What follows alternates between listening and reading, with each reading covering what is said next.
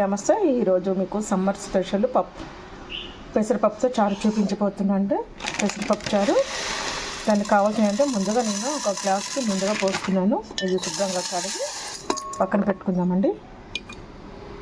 పప్పు అయితే శుభ్రంగా కడుక్కుందాం కదా. ఇందులో వాటర్ అయితే ఒక 3 గ్లాసెస్ వాటర్ అయితే పోసుకుందామండి. ఇందులో మనం 2 కట్ చేసుకున్న టమాటా ముక్కలు కూడా వేసుకోవాలి. అలాగే పచ్చిమిర్చి కూడా వేసుకుందాము. నేను పచ్చిమిర్చి ఒక 5 పచ్చిమిరపకాయలు కట్ చేసుకొని వేసుకున్నానండి. ఇప్పుడు కొద్దిగా అల్లం వేసుకుందాము. అల్లం వేసుకుంటే చాలా టేస్ట్ బాగుంటుంది. ఒకసారి ఏంటి అల్లం వేస్తున్నారా అనుకుంటే ఒకసారి మీరు ట్రై చేయండి, మీకు తెలుస్తుంది. చాలా టేస్ట్గా ఉంటుంది అన్నమాట. ఓకేనా.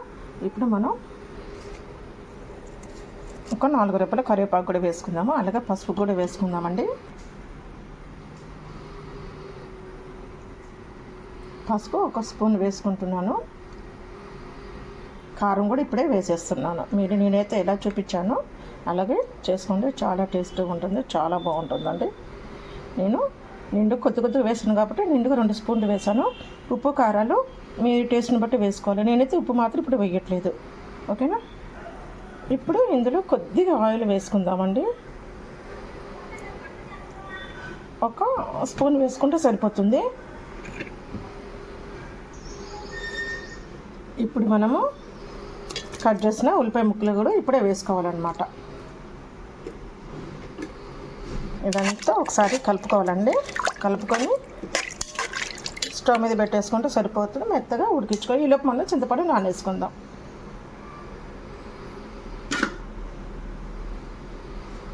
మూత పెట్టేసుకొని స్టవ్ మీద పెట్టేసుకుందామండి.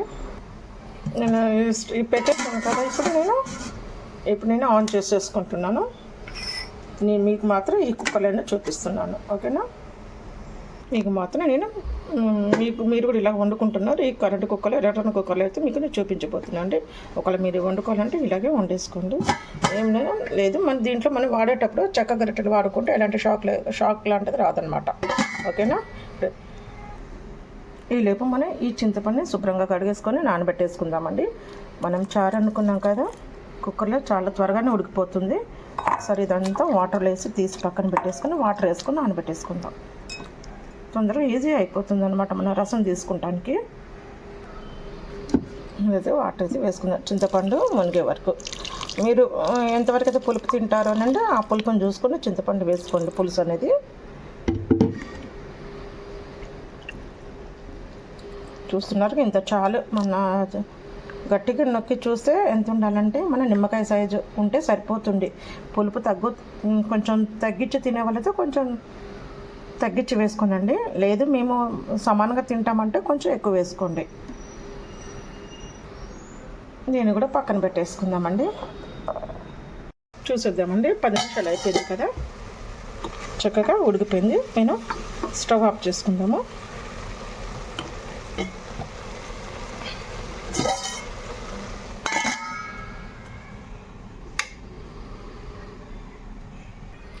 ఇప్పుడు మనం పప్పు గుత్తుతో మెదుపుకుందామండి.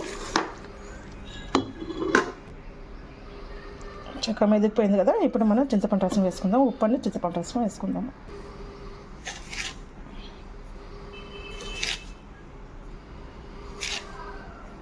రెండు స్పూన్ మీద కొద్దిగా వేసుకున్నానండి. ఇది ఒకసారి కలిపేసుకుందాము. ఇది కూడాను. ఇప్పుడు చింతపండు రసం పిండుకొని ఇందులో పోసుకుందామండి. ఇప్పుడు మనం తీసుకున్న చింతపండు రసం ఇందులో పోసేసుకోవాలండి. ఇప్పుడు మనం ఉప్పు పులుపు ఇప్పుడే చూసుకోవాలన్నమాట. ఓకేనా. ఇందులో మనము ఎంతవరకు మనకు కావాలో అంతవరకు చిక్కగా చేసుకోవచ్చు, లేదా పలుసగా కావాలంటే పలుసగా చేసుకోవచ్చు అనమాట. నేను మాత్రం ఇంకా కొద్దిగా వాటర్ అయితే వేసుకుంటున్నాను. మరి చిక్కగా లేకుండా మరి పలుసగా లేకోకుండా అయితే నేను చేసుకుంటున్నాను. మీరు చిక్కగా కావాలంటే చిక్కగా చేసుకోండి, పలుసగా కావాలంటే పలుసగా చేసుకోండి. పలుసగా ఉంటేనే ఇది చాలా బాగుంటుంది. పెసరపప్పు చారు అండి, సూపర్గా ఉంటుంది. నేను ఎలాగ చేస్తానో అలాగే మీరు చేసుకోండి. ఓకేనా. కొంచెం ఉప్పు చూసుకుందామండి. మనము ఉప్పు పులుపు ఈ మూమెంట్లో మనం చూసుకుందాం అనుకో. ఏదైనా తగ్గినా కూడా ఇప్పుడే కలుపుకుంటే బాగుంటుంది అనమాట.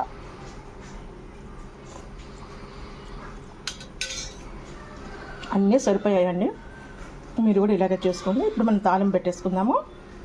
నేను ఇందులోనే తాలింపు పెట్టాలి కాబట్టి నేను వేరే గిన్నెలోకి ఈ పప్పు అనేది మార్చుకుంటున్నాను. పప్పు అన్నది ఈ గిన్నెలోకి మార్చేసుకుంటున్నాను.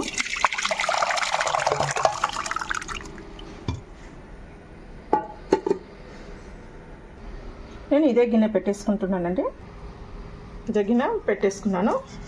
ఇప్పుడు మన ఇది కొంచెం హీట్ ఎక్కాక ఆయిల్ పోసుకుని తాలింపు ఏ విధంగా వేసుకోవాలో చూపిస్తాను. హీట్ ఎక్కిపోయింది కదా, ఇప్పుడు మనము ఒక 3 టేబుల్ స్పూన్ ఆయిల్ అయితే వేసుకుందామండి. ఇది ఆయిల్ వేసుకున్నాం కదా, ఇది ఇలాగే వదిలేయకూడదు. దీని మీద వెంటనే మనం మూత పెట్టుకోవాలి. తొందరగా హీట్ వస్తుంది అనమాట ఇలా చేస్తే. చూసేద్దామండి. ఆయిల్ అయితే హీట్ ఎక్కించింది. ఆయిల్ హీట్ అయిపోయింది కదా, ఇప్పుడు మనం ఎండుమిరపకాయలు వేసుకుందాము. అలాగే వెల్లుల్లి రెబ్బలు కూడా చితగొట్టి వేసుకుందాము. ఫ్లేవర్ బాగుంటుంది ఈ పప్పులోకి. వెల్లుల్లిపాయలు కొంచెం ఎంత ఎక్కువగా వేసుకుంటే అంత ఫ్లేవర్ ఉంటుందన్నమాట పప్పులో మనకి. ఈ తాలింపు గింజలు కూడా అన్నీ కలిపి 1 స్పూన్నర వేసుకున్నాను. ఆవాలు, జీలకర్ర, మినపప్పు, శనగపప్పు సరే కలిపేసుకుందామండి. ఇప్పుడు ఇలాగా చేసుకోవాలన్నమాట, ఇలాంటి కరెంటు కుక్కర్లో వండుకునేటప్పుడు. ఇందులో కొద్దిగా కరివేపాకు వేసుకుంటే చిక్కట్లాడుతుంది కదా ఫ్లేవర్, అంటే ఇందులో ఆయిల్లోకి వస్తుంది. కొంచెం దూరంగా ఉండండి, చిందిపడే అవకాశం ఉంది. దగ్గర పెట్టుకోకండి మీరు ఫేసు. ఇందులో మీకు నచ్చితే సాంబార్ పొడి వేసుకోండి, లేకపోతే లేదు. నేనైతే వేసుకుంటున్నాను. వేసుకుంటే చాలా బాగుంటుంది. మీరు ఒకసారి ట్రై చేయండి. ఎండాకాలం కదండి, పిల్లలందరూ ఇంట్లోనే ఉంటారు. చక్కగా ఈ వేడికి మన బాడీ అంతా హీట్ ఎక్కకోకుండా ఇలాంటి చారులు, పప్పులు చేసుకొని ఈ సమ్మర్ అంతా ఎంజాయ్ చేయొచ్చు అనమాట. మనం ఇలాంటివి చేసుకొని ఎక్కువ మనకి కందిపప్పు, పెసరపప్పు, చింతపండు ఎక్కువగా మనకి పడుతుంది కదండి ఈ సమ్మర్లో. అందుకే పెసరపప్పుతో చేసుకున్నారనుకోండి మన బాడీ కూలింగ్కి వచ్చేస్తుంది అనమాట, వేడి చేయదు. ఇప్పుడు నేను ఈ పప్పుని ఇందులో తాలింపులో వేసేసుకుంటున్నాను.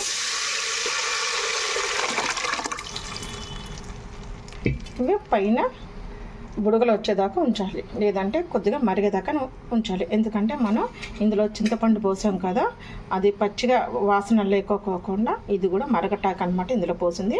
ఇలా చేయటం వల్ల పప్పు చాలా టేస్టీగా ఉంటుంది. ఇప్పుడు స్టవ్ని ఆన్ చేసుకుందాము. ఓకేనా. ఇప్పుడు మనము కట్ చేసి పెట్టుకున్న కొత్తిమీర కూడా వేసుకోవాలి. మూత పెట్టి ఒక 3 నిమిషాలు అయిలాగా ఉంచేద్దాం. చాలా బాగుంటుందండి, మీరు తప్పకుండా చేసుకోండి. అయిపోయిందండి. ఇది వేరే గిన్నెలకు మార్చేసుకుందాం. ఆల్మోస్ట్ అయిపోయినట్టే మనకి. ఇక ఈ గిన్నెలకి అయితే ట్రాన్స్ఫర్ చేసుకున్నానండి. చూసారు కదా, ఇలాగ చేసుకోవాలి. అది మీ ఇష్టం అనమాట. చిక్కగా చేసుకోవచ్చు, పలుసుగా చేసుకోవచ్చు. ఈ పప్పు ఉడికేటప్పుడు ఒక 2 చుక్కల ఆయిల్ వేసుకుంటే, అంటే 1 స్పూన్ ఆయిల్ వేసుకుంటే ఈ కుక్కర్లో, మన కరెంట్ కుక్కర్లో పెట్టుకున్నట్టయితే పప్పు పొంగకోకుండా అందులో ఉడుకుద్ది. ఈ వీడియో కనుక మీకు నచ్చితే లైక్ చేయండి, షేర్ చేయండి, సబ్స్క్రైబ్ చేసుకోవడం నచ్చడం. మరొక మంచి వీడియోతో మీ ముందుకు వస్తున్నాయి. ఓకే ఫ్రెండ్స్, ఆ వీడియో చూసి వెళ్ళే ముందు ఒక లైక్ ఇచ్చి వెళ్ళండి, నాకు సపోర్ట్గా ఉంటుంది. ప్లీజ్ నాకు సపోర్ట్ ఇవ్వండి ఫ్రెండ్స్. Okay friends, bye.